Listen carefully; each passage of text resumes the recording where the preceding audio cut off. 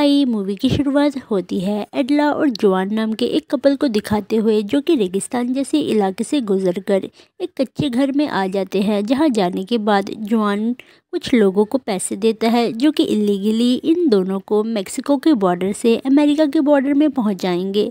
जिसके बाद वो दोनों ही एक टनल से गुजरकर मेक्सिको से अमेरिका के बॉर्डर पर पहुंच जाते हैं, जैसे कि सलमान खान मुन्नी को लेकर गया था। जब वो दोनों अमेरिका के बॉर्डर में पहुंच जाते हैं, तभी उस आदमी का एक बंदा उन दोनों को एक कार्ड देता है, जिससे उन लोगों को जॉब मिलने में थोड़ी सी आसानी होगी। इसके बाद सीन शिफ्ट होता है एक डायलन नाम के आदमी को दिखाते हुए, जिसका हॉर्स फार्म होता है, जहां पर वो एक घोड़े को कंट्रोल करने की कोशिश कर रहा था। पर तभी उसका डैड बोलता है कि इसको कंट्रोल करने के लिए एक तजुर्बे वाले लड़के की ज़रूरत है। तभी वहाँ पर जोआन आ जाता है, जो कि उस घोड़े को कंट्रोल कर लेता है, जो देखकर डायलन थोड़ा सा जेलस फील करता है।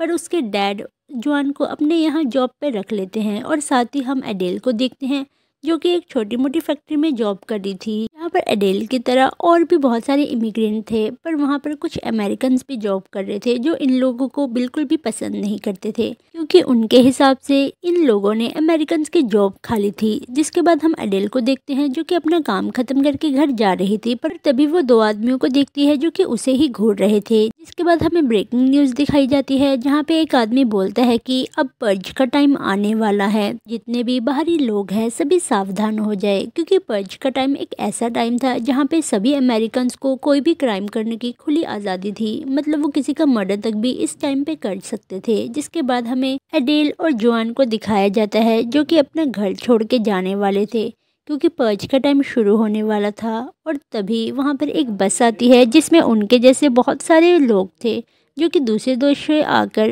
अमेरिका में काम कर रहे थे। और फिर वो सभी मिलकर एक जगह पहुंच जाते हैं, जहां पर बहुत सारे उन्हीं के जैसे इमिग्रेंट थे। और फिर वो लोग उस जगह का शटर लगा देते हैं, और फिर थोड़ी देर बाद ही पर्ज का टाइम शुरू हो जाता है।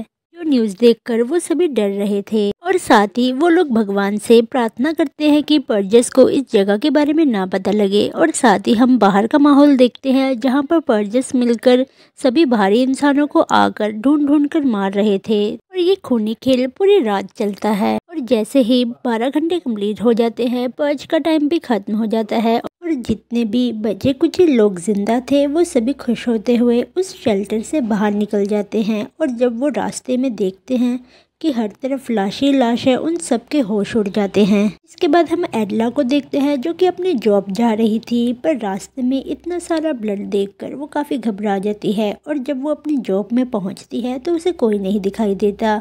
और दूसरी तरफ हम डायलन को देखते हैं, जिसके घर में पर्ज ने हमला कर दिया था, और साथ ही उन सबको बंदी बना लिया था, क्योंकि पर्ज का कहना था कि तुम लोगों ने बाहर से आए हुए मैक्सिकन्स को जॉब दी, इस कारण अब तुम भी मरोगे, क्योंकि तुमने भी दूसरे लोगों का साथ दिया है। और ऐसा कहते हुए पर्ज का जो लीडर होता है वो डायलन के डैड को मार देता है। पर तभी पीछे से वहाँ पर जोआन और उसका साथी आ जाते हैं, जो कि गन शॉट की आवाज़ सुनकर वहाँ पहुँचते हैं। और फिर जितने भी पर्ज के लोग थे उन्हें अपनी गन से मार डालते हैं, और उन्हीं पर्ज की गाड़ी लेकर वो सभी मिलकर वहाँ से भाग जाते हैं।